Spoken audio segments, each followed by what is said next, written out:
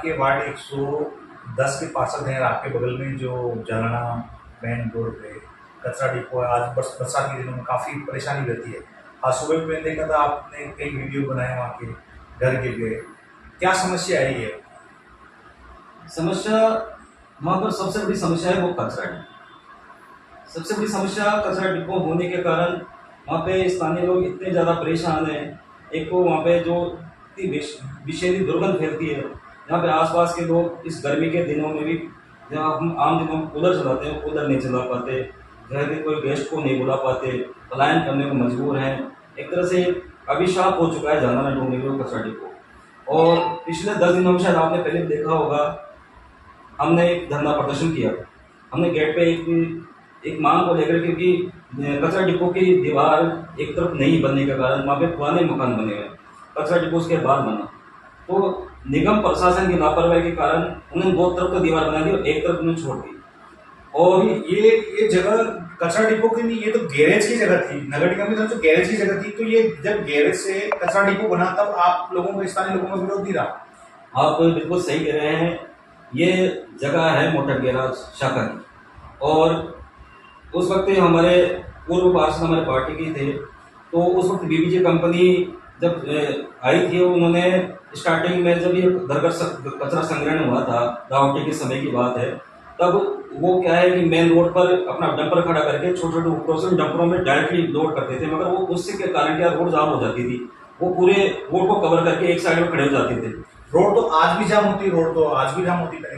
तो आप उस दिन का दिन देख लो कि हमारे पार्षद जी ने उस वक्त विरोध नहीं किया, और निगम अधिकारियों ने उनको टेम्परेरी यहाँ पे कचरा डिपो मोटर गैराज की शाखा पर बनवा दिया कि हम इसको अस्थायी रूप में बना रहे हैं, कभी हमें और कोई जगह मिली तो हम इसको शिफ्ट करेंगे।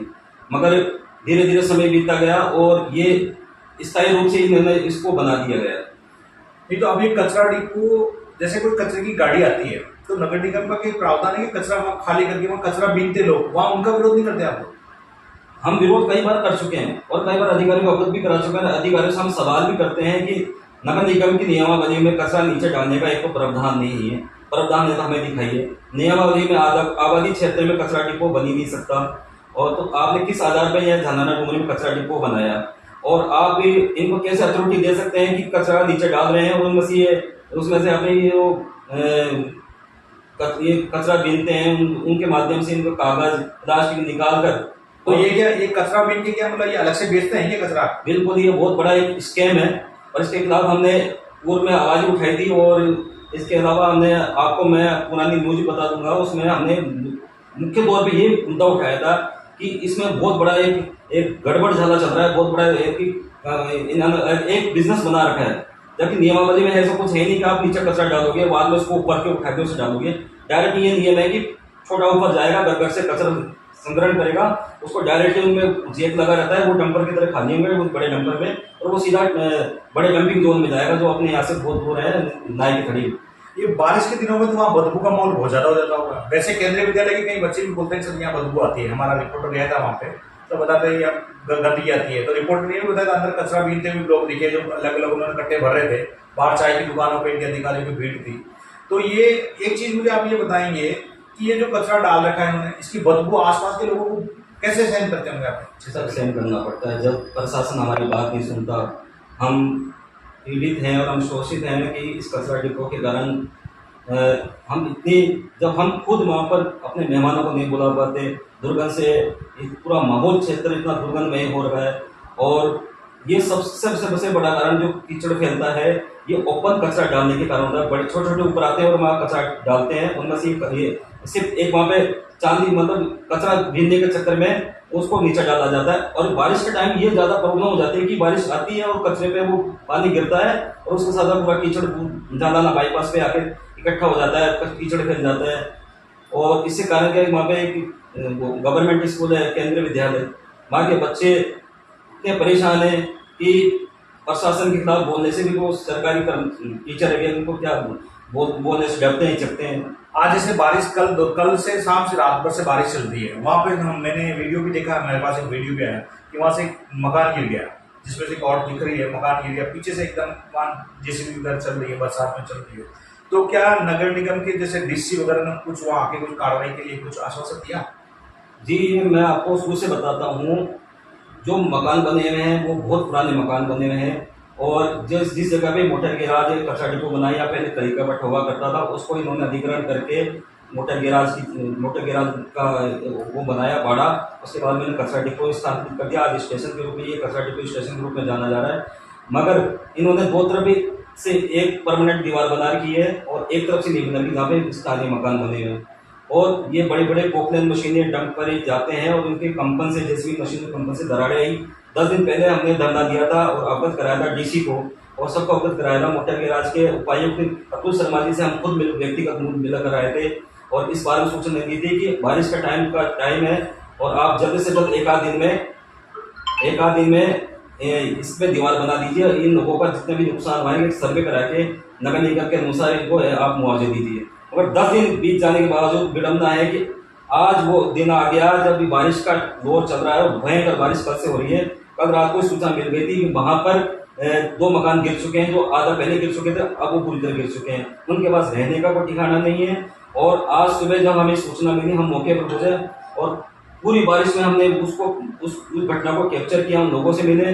उन लोगों को मैं अपने निजी खर्चे पर अपने किसी मकान में उनको ठहराव किया है। और ये बात जब मैंने डीसी को अवगत कराई और ये बात मैंने अतुल शर्मा जी को अवगत कराई, तो उन्होंने आनंद फानंद में आज उन्होंने हमसे मिलना उचित समझा और अभी वो मेरे से मिलके भी गए हैं और उन्होंने अभी वो आश्वासन दिया है कि हम 2-4-5 दिन में दीवार बना देंगे और टीन शेड लगा के इसको कवर कर देंगे। तो टीन शेड तो ठेके के थ्रू होती है। नगर निगम तो कोई भी काम करती है तो ठेका देके ही करवाइए, अपने ठेकेदार से करवाइए काम। तो देखो, तो उन्होंने ठेका वगैरह कर दिया या अब करेंगे? देखो, ये बात 10 दिन से कह रहे हैं और बाकायदा उन्होंने मेरे को सबूत के तौर पे ट्रैकिंग नंबर और वो फाइल भेजी है कि हमने देखो इतना कर दिया है और हमने डीसी को वहाँ पे इसको कार्य कराने के लिए भेज दिया है। और आज उनके जो अधिकारी आए थे वो भी ये कह रहे थे कि हम 2-4 दिन में इसको कर देंगे। अब कब कर देंगे ये केवल आश्वासन है। अब ये कब करेंगे, या तो वहाँ पर जो कुछ मकान है वो भी धराशायी हो जाए, उनके नीचे कुछ अगर कोई अनहोनी होती है तो कौन जिम्मेदार होगा? करना कोई वहाँ पे कैजुअलिटी होती है, करना कोई वहाँ पे कुछ और बड़ा हादसा होता है, तो क्या उस हादसे का वेट किया जा रहा है? ये 10 दिन हो गए, 10 दिन में इन्होंने अपने टेंडर की कोई प्रक्रिया की नहीं की, केवल फाइल को दौड़ा रहे हैं। नहीं, अब एक चीज और देखी जाती है, जैसे आज ग्रेटर जो है नगर निगम, उसकी सरकार आपकी बीजेपी की सरकार है, आपकी महापौर बीजेपी की है, तो फिर भी काम क्यों नहीं हो रहा? जैसे आप बीजेपी के पार्षद के चुनाव लड़े, आप जीते नहीं हालांकि, लेकिन फिर भी आपकी सरकार है। लेकिन जैसे आपका वार्ड नहीं है, आपके वार्ड ना होते हुए भी आप उसमें काम कर रहे हैं। कई लोग ऐसे भी कह रहे हैं कि साहब इनको तो हर किसी में टांग अड़ाने की आदत है। लेकिन आप क्या कहेंगे? लोग ऐसे टांग अड़ाने की आदत बताते हैं या कुछ और चीजें सोचते हैं, तो आप क्या कहेंगे इसके लिए? देखो, नेगेटिव लोग हर जगह मिलते हैं। हर देश की घटना है कि कोई व्यक्ति जब साथ लगता है तो वो उसकी टांग खींचने वाले बहुत सारे होते हैं। और मेरी तो शुरू से आदत रही है कि मैं ऐसे मुद्दे उठाऊं जो जनता से जुड़े हों, जनता का भला हो। और जिस प्रकार से आपने कहा कि हमारे बेटे में हमारी सरकार है, मेयर हमारी है, तो मैं आपको अवगत कराना चाहता हूँ। इसकी सूचना सबसे पहले हमने डिप्टी मेयर को, हमारे पंडित जी कर्नाटक भाई साहब हैं, उपमहापौर, उनको दी थी। उन्होंने ही हमें मार्ग प्रशस्त किया था कि उन्होंने फ़ोन भी किया था, तो हमें जो मार्ग दिया हमने उसके अनुरूप काम किया। और जब भी हमने नगर निगम साधारण सभा में ये मुद्दा उठाया था, तब उसके बाद कोई प्रशासन हरकत में आया। मगर जैसे ब्यूरोक्रेसी होती है, आपको पता है, उसके ऊपर आयुक्त होता है। आयुक्त तो हमारी पार्टी के नहीं होते, वो सरकार के माध्यम से होता है। तो हम केवल ये नोरा कुश्ती में फंसे हुए हैं और कुछ बात नहीं है। तो सरकार, आपको क्या लगता है कि अभी जैसे कई मकान गिर गए, और क्या और मकानों गिरने का इंतजार कर रही है, काम कर लेगी? बिल्कुल आप सही कह रहे हैं। ये निगम प्रशासन केवल इस चीज़ को देख रही है कि वहाँ कोई कैजुअलिटी हो जाए। ये कैजुअलिटी का इंतजार कर रहे हैं। हम कह रहे हैं कैजुअलिटी होने का इंतजार क्यों कर रहे हैं? आपको बाकायदा हमने सब कुछ दिखा दिया। आपके अधिकारी आए हैं, हमने फोटो वीडियो बनाए, हमने मीडिया के माध्यम से आपको अवगत कराया। न्यूज़पेपरों में प्रतिदिन खबर आई कि वहाँ पर ये मकान गिर गए हैं और भी गिरने की आशंका है। अगर रात को वहाँ कोई मकान गिरता है, नीचे वहाँ पे कोई दब जाता है, कैजुअलिटी होती है, तो इसका जिम्मेदार सीधे निगम अधिकारी, सीधे राजस्थान सरकार होगी। और हम सरकार को ये कहना चाहते हैं कि इस चीज़ का वेट ना करें और एक आध दिन के अंदर उन पीड़ितों का सर्वे कराएं जिनके मकान टूटे हैं और उस कचरा डिपो को व्यवस्थित करें। हम तो मांग कर रहे हैं कि कचरा डिपो को झालाना डूंगरी से हटा देना चाहिए, क्योंकि झालाना डूंगरी कोई अभिशाप नहीं। झालाना डूंगरी में इतने बड़े बड़े सौंदर्यीकरण पार्क, सफारी, बड़े बड़े सरकारी दफ्तर, एक सुंदरता है, अरावली पर्वतशाला, और जैसे मुख्यमंत्री ने यहाँ पे इंटरनेशनल सेंटर खोले हैं, वो खुद आते हैं, तो क्या उनको नजर में नहीं है कि कचरा डिपो यहाँ पे कैसे है? वैसे झालना संस्थानिक क्षेत्र है, सामने गवर्नमेंट के सारे ऑफिस, बड़े ऑफिस यहाँ हैं, केंद्रीय विद्यालय है, सामने आरबीआई है, भामाशाह कार्ड हो गया, जीएसआई हो गया, दूरदर्शन केंद्र हो गया, सारे अधिकारी लोग आते हैं। क्या अधिकारियों को ये कचरे के बारे में कुछ पता नहीं चलता है या फिर ऐसे ही देख के निकल जाता है, अनदेखी कर लेते हैं? देखो, अधिकारी आँख के अंदर है नहीं, अधिकारी को सब नजर आता है, मगर कहते हैं ना कि बेटी गंगा में सब हाथ धोना चाहते हैं। अब ये आप भी जानते हो कि इस कचरा डिपो को क्यों नहीं हटाया जा रहा, जबकि 22 गोदाम सर्किल के पीछे भी एक डिपो था, उसको हटा दिया गया। स्वेज फार्म पे डिपो था, एक हटा दिया गया। केवल जयपुर कलेक्टर में एकमात्र ये स्टेशन बना रखा है, और उसके माध्यम से ये 3 वार्डों का, केवल 3 वार्डों का कचरा था। क्या ये 3 वार्ड इतने महत्वपूर्ण है कि यहाँ पे इस डिपो को हटाया नहीं जा रहा? सामने मुख्यमंत्री ने बड़े बड़े दावे करके बड़े बड़े आलीशान टाइप का इंटरनेशनल सेंटर बोला, बगल में स्कूल है, उसके आसपास एक प्राइवेट स्कूल हैं। मेन झालाना बाईपास जो जब जयगंज मार्ग और टोंगर रोड जाम होता है, तो ये झालाना बाईपास उस प्रेशर को रिलीज करने का काम करता है। इतनी अच्छी सौंदर्य वादियों में ये झालाना बसा हुआ है। नहीं, अभी इसके जैसे रोड की भी देखी जाए, रोड